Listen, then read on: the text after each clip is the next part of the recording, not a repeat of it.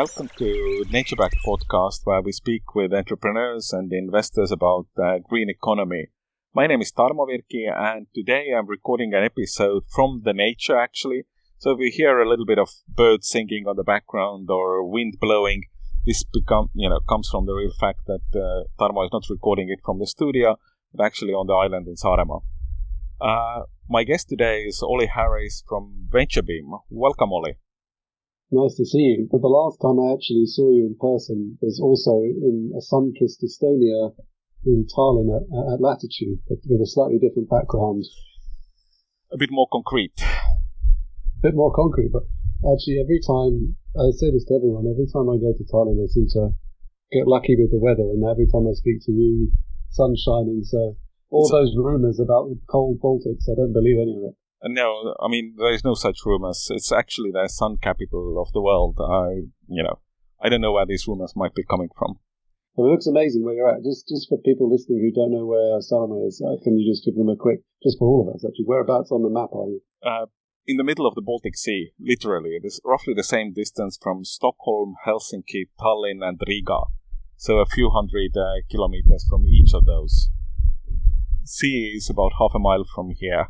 So the wind is actually quite nice and chill, breeze coming from the sea.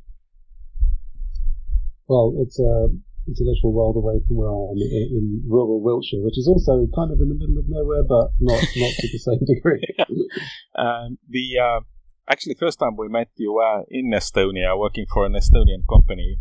The company has joined another company, or last year officially raised the largest funding round of the region, 40 million from the Irish company called Venturebeam. What was it called? Venturewave Capital. Yeah. Venturewave Capital, exactly. And now the businesses have merged, and late last year, I think you officially launched a new outlet called Venturebeam. Tell us in a few words, what is Venturebeam doing? Yeah, just to paint the picture there. So from the Beam, we raised our Series A, you could call it, and Venturewave Capital led that round, and we also merged in a business of theirs called Vestiver, and the new combined entity we launched was Venturebeam, and the big differentiator between Funderbeam and Venturebeam was that Funderbeam was very much a retail investing platform aimed at pre-seed and seed stage companies of all types, whereas Venturebeam is a platform come service that raises Series A, B, and later rounds for impact-driven companies, but really only using professional investors. So we operate a network of VCs, family offices, corporate venture capitalists, and institutions that are all focused on impact, although that's quite broad. That's the aim of the platform, is to facilitate growth rounds in the impact space. So quite a big departure from Funderbeam. But hopefully we can talk a bit more about why and how we do that. Yeah, I mean, maybe to start off with, you said already that the impact definition is very wide. How do you guys define it? Well, we broadly separate into two sections, people and planet. So for us, if a company is its main goal, or perhaps even a secondary benefit of the company's existence is to serve people or planet in some way, then for us, that kind of defines the company as an impact-driven firm. We'll come on to how we score and evaluate those companies later, but we evaluate each company on that basis, and if we feel they're impact-driven and making a sufficient impact in what they do, then we can take on the fundraise for them. So it is broad, but I'd say it covers things like agri-tech, med-tech, climate, sustainability, all things to do with medical and biotech, and of course future of work and things revolving around people's lives as well. These days, of course, as impact is seen positively, everybody is painting their business as an impact-driven business. Well, yes and no, but I think that's part of the challenge, is to try and figure out quite to what degree the company is invested in impact, not just in terms of how they've founded the business, but what they do with funds they raise, how their staff operate. I mean, we did this internally. We took a very big exercise to figure out how we all travel, what we do at home, how we behave at work, and to see how as a company we can contribute to things like net zero and improving our carbon footprint. So it really comes down to us to evaluate a company and see if they're impact driven. The companies we've worked with so far since launch, and indeed the ones we're working with in the future, are all very impact driven, and it's quite plain to see. I think for companies that don't position themselves necessarily as an impact company, our message is there are still things you can do to help impact environment or people or the planet in some way. So I think what we're trying to do with our scoring launch, which we'll talk about, is not only measure and put on a pedestal impact companies, but it's for all venture-backed companies to try and see how they can better impact people or planet. As you've referred a couple of times already about your scoring tool, this episode is going live a couple of days after you launched the scoring tool. Tell us a little bit, what does the tool do? Does it make the world a better place? Or? Well, I think in the long run, that's definitely the aim, for sure. So this was born from the fact that we knew as an operation that when we kind of launched out there saying, right, we now operate funding rounds at later stage, and we're professional investors, we're going to get an awful lot of applications to work with us. We're also going to try and work with the best companies. But we do really have to have a really strong screening in place at the early stage. So before due diligence, before lead investors get a look, before we start talking to people about how the round's constructed, we need to have a robust screening tool in progress. So every company that applies with us goes through the same process. They fill in an application that deals with their business, and they fill in one that deals with the impact they hope to and are making. And this has worked pretty well for us. I think we've done about 75 screenings at this stage. I mean, this is after we've already screened companies in general, but we've done about 75 of them this year. Each company then gets given a business score and an impact score that we then go in and tweak, and figured out pretty early on is that the impact scoring tool itself, Venturebeam impact scoring, is incredibly useful, because what we try to do is not just say, right, here's your score and that's it, but when a company does this sort of self-assessment, we can give them really constructive feedback for the way that they filled in the scorecard, so they can improve their score, but at least measure over time if they're doing certain things. So it might be under the kind of the people side of our people and planet structure. It may be something as simple as do you have a diversity policy in place? Do you have an inclusion policy? And it may be that with the best intent they want to, but they don't yet. And it's just a reminder that this is something you should possibly have.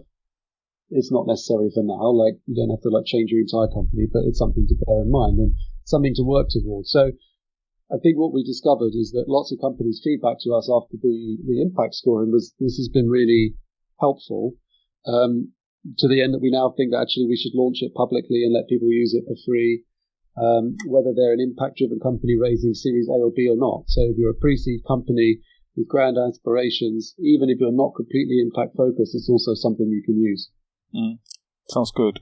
The A-round companies often are not very, let's say, structured or very large yet. Is it so that many of those impact kind of policies maybe are a tad too early for them, or do you see that? No? Yeah, absolutely. And we've seen it whereby certain companies that have applied that have been very impact driven simply don't have the resource yet to completely enact what they want to do. But that doesn't mean that they can't be set off on the right path. And actually being reminded of something quite so simple as what's your company travel policy? Well, we don't have one.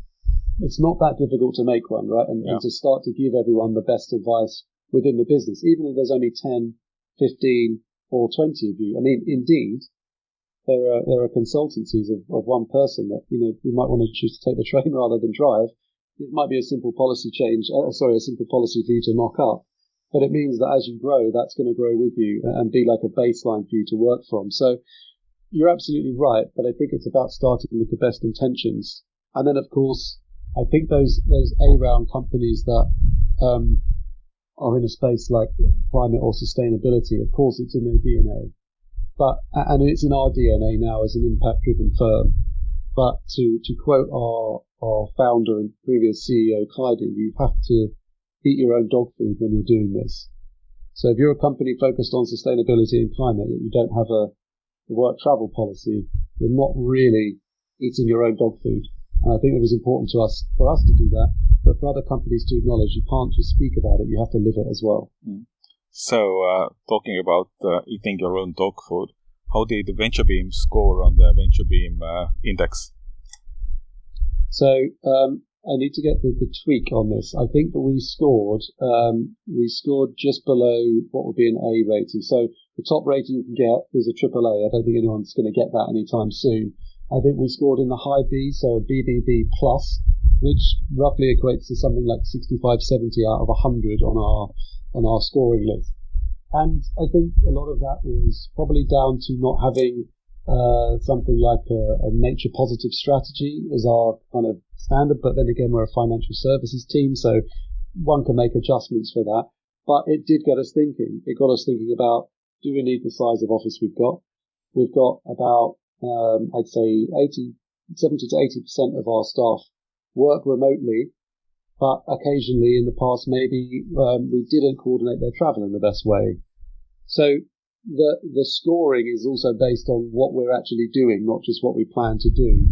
And I think it gave us all really valuable feedback, and we gave each team member a job to then fill in quite a lengthy survey individually on how we kind of conduct our lives around work. Me, myself, a bit too much driving, too many flights. So is there a way we can reduce that or combine things? And again, it was really just an interesting reminder. But what it has done is given us a clear path to how we can improve.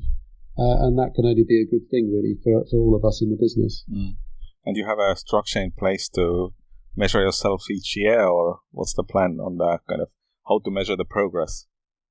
Yeah, so I think we're going to look to do it every quarter, and it's not a very long thing. I mean, you could probably do this scoring, depending on in 10, 15, 20 minutes, depending on how much information you've got available. But for us, we need to allow time for it to bed in. We obviously had investment from a company from Ireland, so we opened an office in Dublin. We need to see how many people are travelling there and back and so on. And we have an office in Croatia. Then how often do we go there and things like that? You need, I think, at least 3 months to try and implement some stuff and then see the difference. And I think if we go back and ask the staff after 3 to 6 months of, have you kind of listened to your own story here? Like in my case, I definitely have. If I don't need to drive to London or a train, I won't go.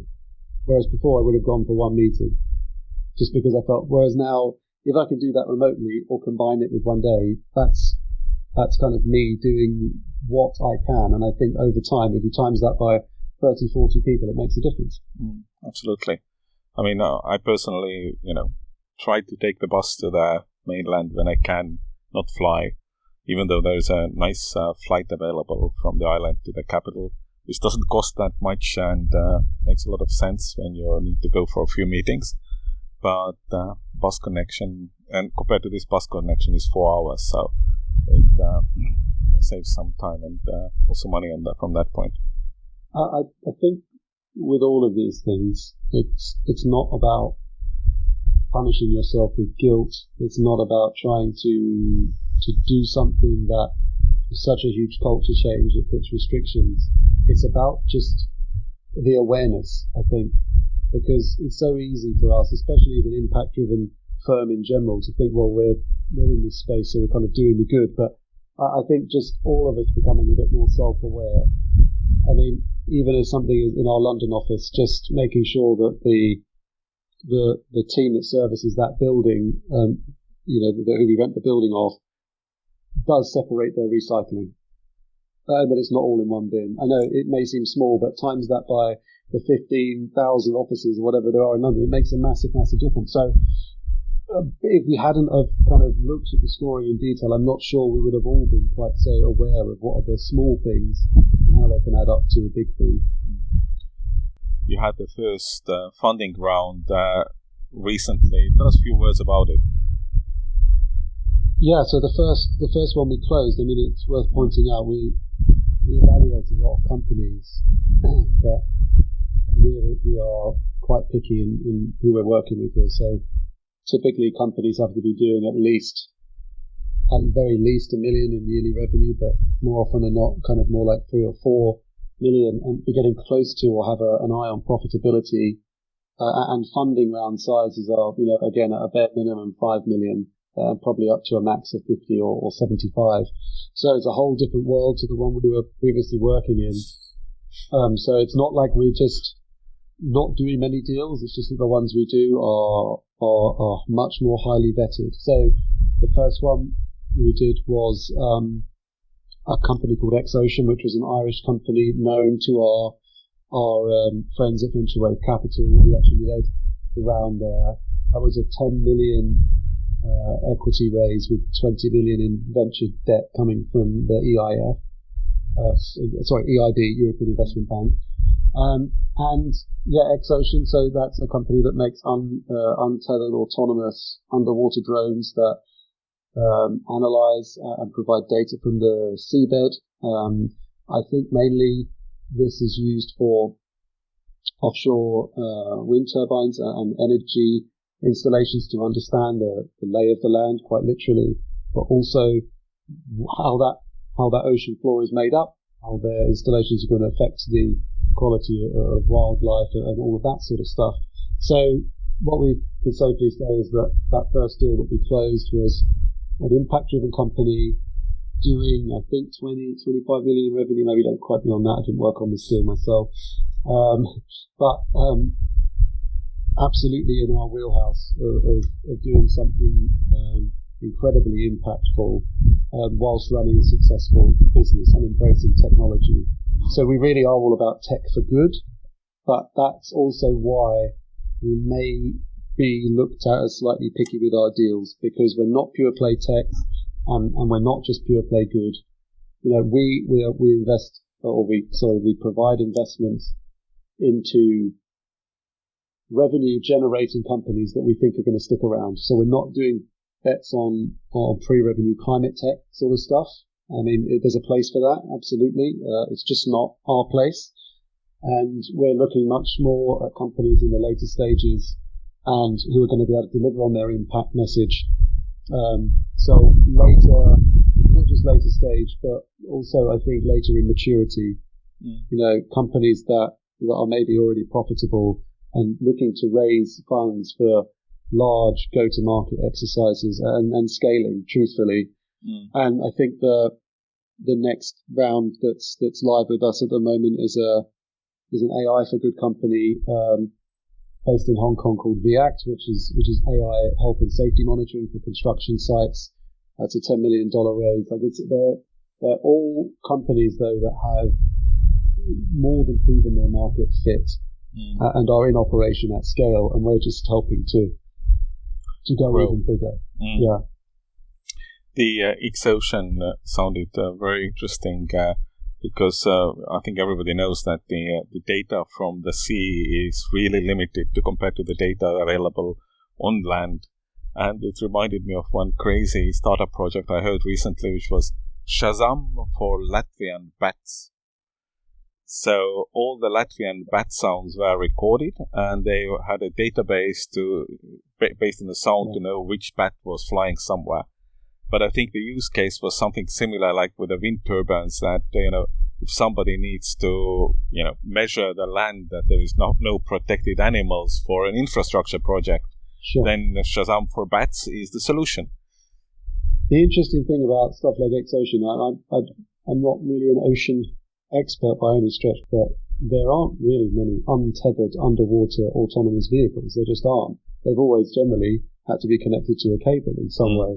So to untether them, to be able to get them to go to the ocean floor, to do the geophysical survey, to record it and then have an AI kind of understand the data, filter it, and provide information in packages is very cool, and just something we wouldn't have been able to do before. And I think that's goes back to that tech for good story. We're not doing tech for tech's sake, or just to solve a small problem. Like, I'm not knocking food delivery companies, but it's not like another, convenience food delivery thing. It's a genuine tech advance that's going to make an impact on the world, and that's pretty cool. I usually like to knock on the sales software companies which make the selling software 2% better. It's something, some people couldn't figure how to get up every morning and go to work for a company like that. It's probably a great business value for somebody, but just not for me or many other people in the green world. Yeah, and I think that's why it's been important to us as Venturebeam, which we've been for about 7 months now, to lay out our impact case from the very beginning. There's some really, really good software businesses or SaaS businesses out there that serve a need. Yeah, they give you that 2 to 3% efficiency and will no doubt go on to be really successful companies. But we're about finding founders and companies that are going to make the biggest difference to the world we're living in now, to add value somewhere along the value chain, whether it's with people or planet. And I'm all, by the way, just to say, although we of course operate at this growth stage, I am always interested in talking to founders at the earlier stage, because one day they'll be at this level. We're not ruling out talking to anyone, not ruling out helping anyone out. But when it comes to actually organising a fundraise and providing the capital, we're at the growth level, but very happy to talk to people. New tool is definitely one way of actually sourcing those companies which are, making the world a better place. But what are the other ways? How do you find them, or they find you? I mean, the first case, your investors knew them before, but the rest of the kind of cases now, or the upcoming cases? Well, it's a really good question, because when you start out doing like something this, especially in the Baltics where people knew us as Venturebeam, it's quite a big change. So honestly, we haven't had like loads of organic inquiries yet. So rather than that, we've been building out lists of companies in various regions that we think we can work with. Those companies that appear on all of the impact lists, and companies that we may have known that the founder's been working on for several years, and they've been in the press and are now at this stage where they need sufficient capital to grow. And so we've been much more targeted. The applications that we've had, I would say, generally have come from events, conferences, and mainly from other VCs. So especially myself, actively at the beginning of the year was running around all over Europe meeting VCs to get portfolio introductions. And we've had some great introductions from VCs in their portfolio companies that are looking to do A rounds. Some of them just don't work out for whatever reason, but plenty of them are still in the system. Plenty of them will work out. And we've got another 2, I think, that probably will be live in the next 2 or 3 months, that have come from VCs we know. So far that's been the thing. I would hope within the next year or so we become the de facto place for any impact-driven company to come to raise Series A and above. But it will take a while just to get the word out there, and things like the Venturebeam scoring tool should help us, also get the word out a bit more. And things like Venturebeam podcast should help you. Absolutely. Absolutely. It's not the only reason we're here, but it's definitely a positive. Of course. I will do the testing of NatureBacked on the tool after this show also. I haven't done it yet, but definitely a small business makes a lot of sense to do it. Yeah, and I'm not sure if it's available today, but it will be in the next day or so, because we're launching this on the 16th of July, whenever this actually goes out. But companies that do go through the scoring, which I urge anyone listening to do, you can download your score as a graphic and share it on social. If it's, obviously if you're willing to try and encourage others to have a go.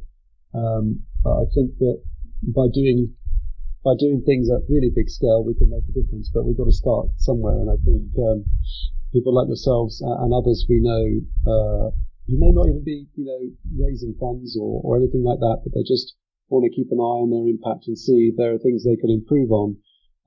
This is a really good place to start, and hopefully it can help bring awareness into offices and workplaces around the world. Yeah, sharing on social is a nice, lovely little idea.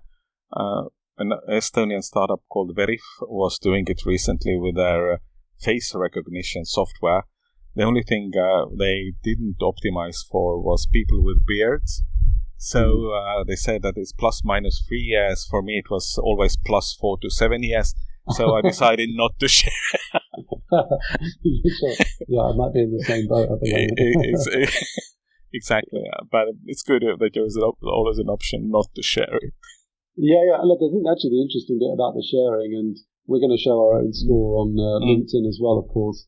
It's just that we might also share some of the feedback we got. Honestly, where could we improve? None of these, no one's in trouble. No one's done anything wrong. But where could we improve? And if it's something as easy to change as a few work policies, then why not put that out there, and others can maybe get a reminder or encouragement to do that as well. Of course, makes a lot of sense.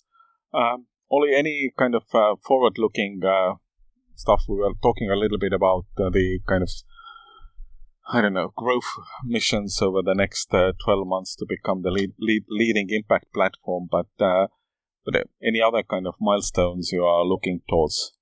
Well, there's quite a lot for us to do. The ambition is big. Venturebeam as a brand was always known for secondaries. Obviously, our exchange is still out there. The marketplace is still there's still 60 companies trading happily there. I would say that secondaries are going to be a big focus for us, and I'd say that we would like to get involved with more companies in Southeast Asia. So we have an office in Singapore. We are doing a raise for a company from there at the moment, but I think we'd like to do more in that part of the world. I believe we're also looking quite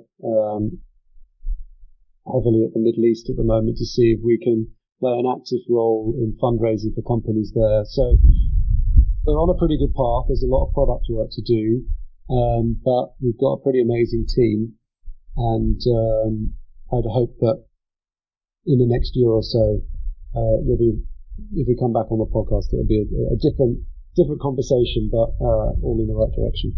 Yeah. After the recording, I will share you some links in Southeast Asia region where I've been involved with the community also a little bit. But Sure. Thanks, Oli, for this recording, and good luck. No, thanks for having me. I hope you enjoyed the rest of your time on the island, and let's catch up soon. Hi, it's me, Flo. Remember me from Ghost Hampton, the podcast? I was secretly in love with Lyle Hall. Well, now I'm dead and loving it. But let's talk about you. If you loved listening to Ghost Hampton, you can now spend the summer in the Hamptons. The original episodes are back, and now new episodes will be dropping every Friday. I may drop in too, just to make Lyle feel guilty. Ghost Hampton, the podcast, is now streaming everywhere. Welcome to Transforming 45, the podcast that celebrates the incredible power of passionate voices. I'm your host, Lisa Boat. Join me in conversation with heart-led humans who share their deeply personal stories of transformation. Transforming 45 is here to uplift, connect, and remind you that it's never too late to write your next chapter. So get ready to be inspired, empowered, and transformed. Join me in this community where through powerful storytelling, we heal and reclaim our inherent magic. Electricast.